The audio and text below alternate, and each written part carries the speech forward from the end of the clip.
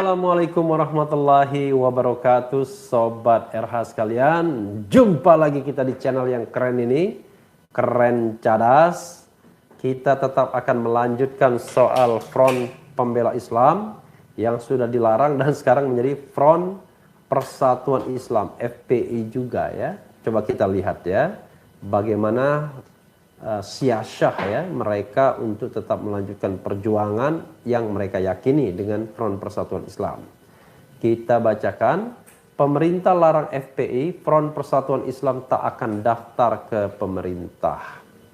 Jakarta, pemerintah melarang FPI. Orang-orang yang selama ini berada di FPI kemudian mendeklarasikan kelompok bernama Front Persatuan Islam. Singkatannya FPI juga. Kelompok ini menegaskan tidak akan mendaftarkan diri sebagai ormas ke pemerintah.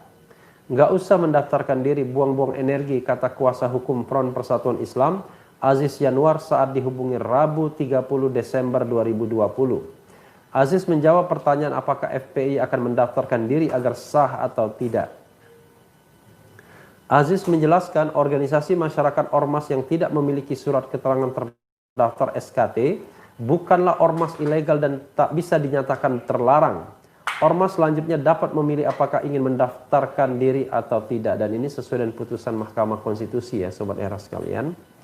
Hal ini kata dia sesuai putusan MK nomor 82 PUU strip 11 garis miring 2013 halaman 125. Menurut Mahkamah, yang menjadi prinsip pokok bagi ormas yang tidak berbadan hukum dapat mendaftarkan diri kepada instansi pemerintah yang bertanggung jawab untuk itu dan dapat pula tidak mendaftarkan diri, ucapnya. Aziz menyebut ormas yang mendaftarkan diri agar memiliki SKT harus diakui keberadaannya dan bisa melakukan kegiatan di skala daerah atau nasional. Sedangkan untuk ormas yang tidak mendaftarkan diri, sambungnya tidak mendapatkan pelayanan dari pemerintah. Ketika suatu ormas yang tidak berbadan hukum telah mendaftarkan diri, haruslah diakui keberadaannya sebagai ormas yang dapat melakukan kegiatan organisasi dalam lingkup daerah maupun nasional. Suatu ormas dapat mendaftarkan diri di setiap tingkat instansi pemerintah yang berwenang untuk itu, kata Aziz. Sebaliknya, berdasarkan prinsip kebebasan berkumpul dan berserikat, suatu ormas yang tidak mendaftarkan diri pada instansi pemerintah yang berwenang tidak mendapat pelayanan dari pemerintah negara. Jadi hentikan pembodohan izin-izin terkait ormas, tandas Aziz. Luar biasa ya. Ya, Sobat Era sekalian ya. Memang itulah yang harus kita garis bawahi ya. Kita bacakan dulu ya. Sebelumnya FPI Front Pembela Islam sudah dilarang pemerintah. Kini sejumlah pentolan dari kelompok itu mendeklarasikan nama baru yaitu Front Persatuan Islam. Bahwa kepada seluruh pengurus anggota dan simpatisan Front Pembela Islam di seluruh Indonesia dan mancanegara untuk menghindari hal-hal yang tidak penting dan benturan dengan rezim zalim, maka dengan ini kami deklarasikan Front Persatuan Islam untuk melanjutkan perjuangan membela agama, bangsa, negara sesuai dengan Pancasila dan Undang-Undang Dasar 1945. Demikian kata Front Persatuan Islam Rabu 30 Desember 2020. Keterangan Front Persatuan Islam tersebut disampaikan lewat rilis pers tertulis.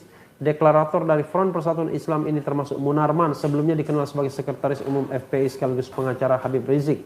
Selain Munarman, nama-nama lain yang menjadi deklarator adalah Habib Abu Fihir Al-Lattas, TB Abdurrahman Anwar, Ahmad Sabri Lubis, Abdul Qadir Aka, Awid Masyuri, Haris Ubaidillah, Habib Idrus Al-Habsyi, Idrus Hasan, Habib Ali Alatas, SH, Habib Ali Alatas Eskom, Tuan Kota Basalama, Habib Syafiq Alaidrus, Baharu Zaman, Amir Ortega, Sahroji Waluyo, Joko dan M. Lutfi. Ya, Sobat Era sekalian ya, sebenarnya pembubaran atau pelarangan FPI sendiri saya pandang masih bermasalah. Tapi rupanya pentolan Front Pembela Islam tidak ingin bersusah payah konflik dengan pemerintah atau dengan penguasa. Mereka mendirikan Front Persatuan Islam. Apakah boleh? Ya boleh, Sobat Era sekalian, karena itu adalah kebebasan untuk berorganisasi ya, berkumpul, berserikat, menyatakan pendapat baik secara lisan dan tulisan. Dan mereka bukanlah orang-orang yang dilarang, kecuali kalau yang mendeklarasikan itu adalah orang-orang yang dilarang. Dilarang karena putusan pengadilan tentunya, bukan karena larangan dari pemerintah tanpa dasar. Itu satu hal. Yang kedua, nanti orang akan bertanya, lah nanti kegiatannya sama dengan Front Pembela Islam. Kita tidak bisa menjudge sebuah organisasi yang baru saja dideklarasikan dan bahkan belum apa-apa, belum melakukan kegiatan apa-apa. Jadi hukum itu menilai sesuatu yang sudah terjadi, yang objektif terjadi. Jadi kalau memang mereka melakukan pelanggaran hukum, ya tindak saja. Tapi sekali lagi kita harus bisa membedakan antara oknum dan organisasi.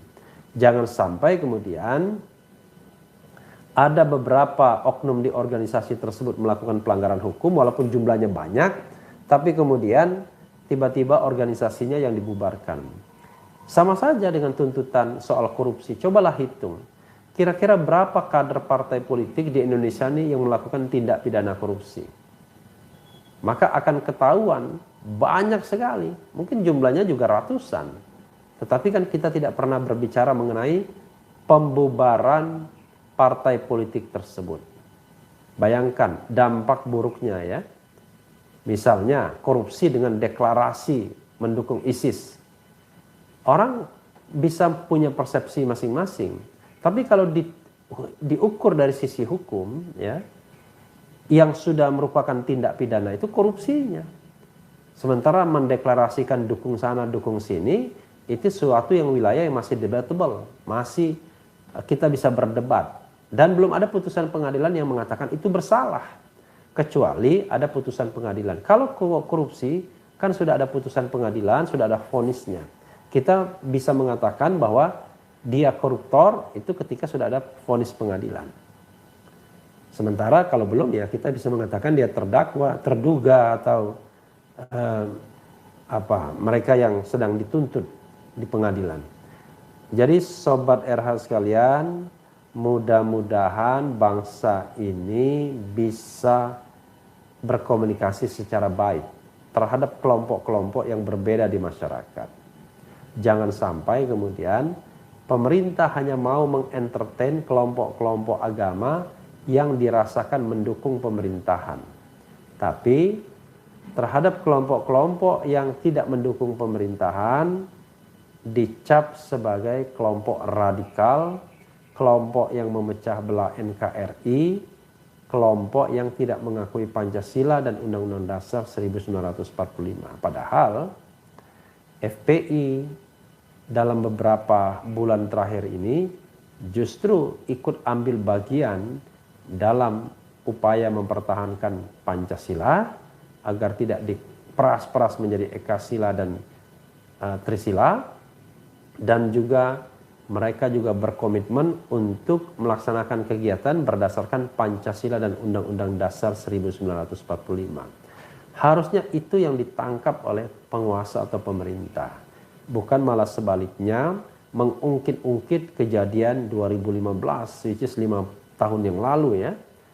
Lalu kegiatan-kegiatan yang dianggap melanggar hukum seperti sweeping yang juga terjadi beberapa tahun yang lalu. Padahal saya katakan kalau urusannya sweeping, banyak organisasi-organisasi yang punya laskar, yang punya semacam kelompok-kelompok yang suka mensweeping. Kita tahu bahwa sweeping itu dilakukan oleh organisasi lain juga. Hanya memang paradoksnya saya mengatakan ada yang mensweeping tempat maksiat, tapi ada juga yang mensweeping dai yang sedang mau ceramah. Jadi dai tersebut nggak bisa datang karena dihadang, ya kan? Jadi itu ironinya, ya paradoksnya. Dan rupanya pemerintah lebih berkeberatan terhadap kelompok yang melakukan sweeping terhadap tempat-tempat maksiat ketimbang kelompok yang melakukan sweeping terhadap ustadz-ustadz yang mau berceramah. Tapi sobat era sekalian, kalau kita menjalankan prinsip negara hukum, maka baik yang mensweeping ustadz maupun yang mensweeping tempat-tempat maksiat tidak boleh dilakukan, karena hanya boleh dilakukan oleh penegak hukum. Dengan catatan bahwa penegak hukum mau menegakkan hukum secara benar dan secara lurus. Tapi kita berdoa bahwa penegak hukum mau melakukan itu dan memang tidak boleh diambil alih oleh pihak swasta, termasuk organisasi semacam FPI atau organisasi lainnya. Tapi jangan lupa, kalau itu dilakukan, maka itu adalah pelanggaran hukum. Dan terhadap pelanggaran hukum tersebut, maka siapa yang terlibat, dia yang seharusnya dihukum. Bukan organisasinya yang dibubarkan. Ya, Sobat Era sekalian, itu saja mengenai Front Persatuan Islam. Mudah-mudahan dua hal yang saya harapkan.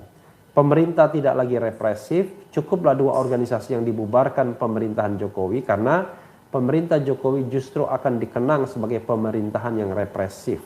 Karena ciri pemerintahan represif itu adalah dia membubarkan organisasi masyarakat, membubarkan partai politik. Dan seperti yang dilakukan pada era pemerintahan Orde Lama, zaman Bung Karno. Yang kedua, dari pihak Front Persatuan Islam, mudah-mudahan dapat melaksanakan tugas dan kewajibannya sesuai dengan hukum negara yang berlaku. Bagaimanapun hukum negara itu harus dihormati dan ditaati. Tidak lagi menjadi misalnya jadi polisi swasta melakukan sweeping dan kegiatan-kegiatan yang ada. Kalaupun ada misalnya tempat-tempat maksiat dan lain sebagainya atau ada tindak pidana, ya tidak boleh dilakukan sendiri. Laporkan kepada aparat penegak hukum dan kewajibannya hanya sampai di situ saja menurut hukum negara ini. Karena kalau tidak mematuhi hukum negara, maka senantiasa akan terjadi konflik yang berkepanjangan yang tidak penting, padahal mungkin banyak PR yang harus dilakukan ke depan dalam upaya ikut membenahi negara ini yang masih berada dalam kubangan korupsi tingkat tinggi. Masalah negara ini adalah kemiskinan seperti yang dikatakan Rizal Ramli, pengangguran, kemakmuran dan ketidakadilan. Bukan soal radikalisme yang sering merupakan jualan pihak-pihak yang merasa berkepentingan dan mendapatkan keuntungan dari menghembuskan isu tersebut. Sobat Era sekalian, yang penting tetap di channel ini, karena di channel ini Anda akan dirayu, ditipu, dibaperin, dicecar, diuber pula di jalur khusus. Karena channel ini adalah channel yang mengancam, memeras dan membenci. Jangan lupa subscribe, like, comment, and share. Ciao.